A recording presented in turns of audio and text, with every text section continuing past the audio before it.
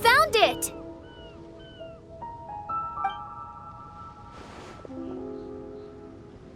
Congratulations!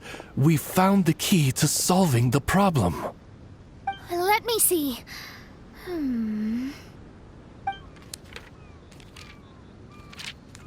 Just as I thought.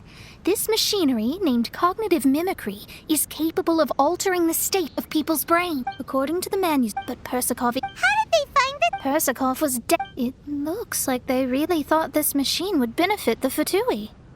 How does the machine work? That's most likely top secret. The manuscript didn't reveal any details, but Persakov did mention that the machine was modeled after the power of a god. Does that mean there's a god connected to these dreamlike mirages, and the Fatui found a way to research it? Clearly. Otherwise, they wouldn't have been able to reproduce the god's power.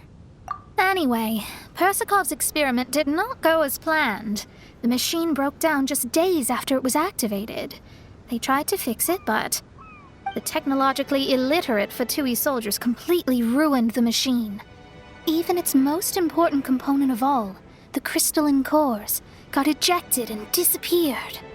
A testament to the importance of maintenance in all aspects of life.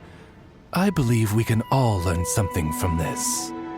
Persakov may be a mad scientist, but he didn't want to see his subordinates suffer. Besides, if he didn't solve the problem, he would end up going insane as well. As a last resort, Persakov went out on his own to look for the cores. But he was just a sickly researcher, unfit for the task. He had to give up. Then, Persakov went searching for the soldiers who had gone mad and strayed from the group, and took them to a hidden cave. I think that was where they were at the day we arrived on this island. Persakov was taking a strong Fatui soldier somewhere. Yes, it took Persakov all of his strength to get all the missing soldiers into the cave. He tried to snap them out of it with music and poetry, but nothing worked. We came here once, but there was no one around.